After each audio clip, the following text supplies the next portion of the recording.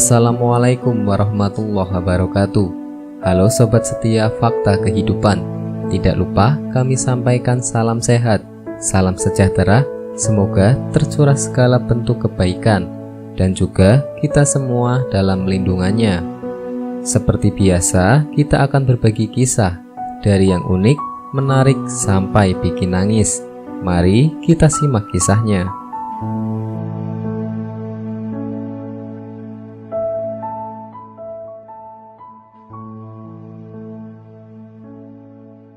Kisah nyata.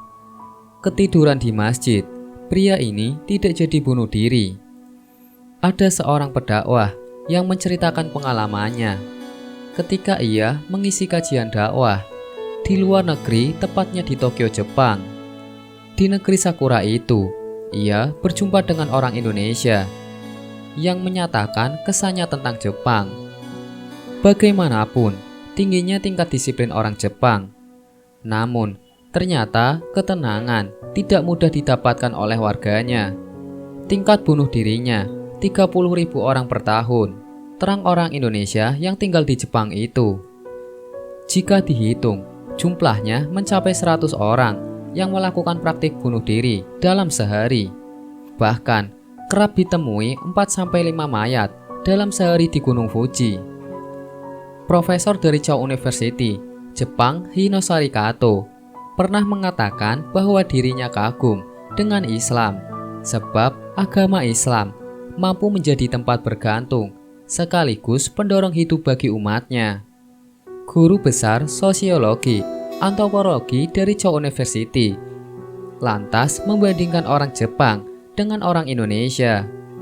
Orang Jepang masih tabu dengan agamanya, terlihat dari tingkat bunuh diri di atas.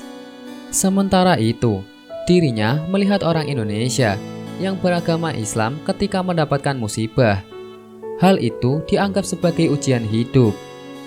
Orang Jepang tidak pernah menganggap penting agama, sedangkan Islam tidak ada di Jepang, sehingga tidak ada sesuatu yang menjadi tempat bergantung dan juga tempat pendorong untuk hidup. Tutur pengarang buku Kangen Indonesia. Indonesia di mata orang Jepang ini pada akhir 2015. Ketika dilihat benua lain, di Swedia tingkat bunuh dirinya juga hampir sama dengan Jepang. Bahkan pemerintah setempat menyediakan lokasi khusus untuk warganya yang menginginkan bunuh diri.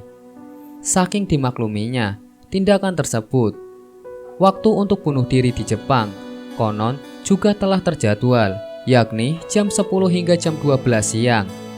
Apabila seorang ingin bunuh diri, ia harus mengatur waktu dengan baik.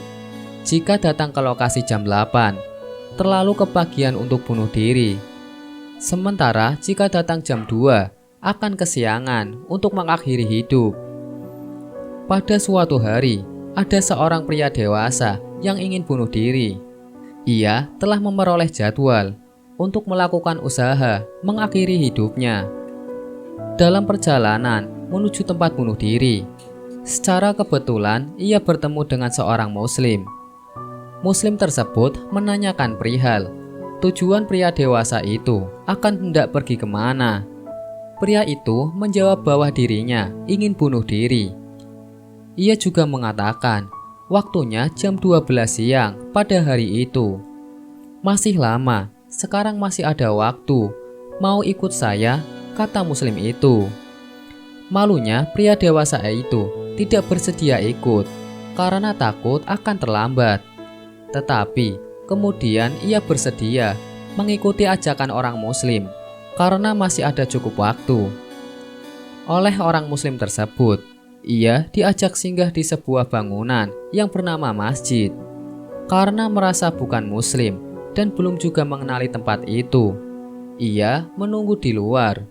Sedang yang muslim masuk ke dalam masjid. Di selasar masjid, ia mendengarkan ceramah serta bacaan Al-Quran. Tanpa disadari, ia ketiduran saat mendengar suara-suara yang menenangkan itu. Saking pulasnya tertidur, ia tidak tahu jika waktu menunjukkan sudah lewat pukul jam 12 siang. Mohon maaf, saya tidak tega membangunkan Anda.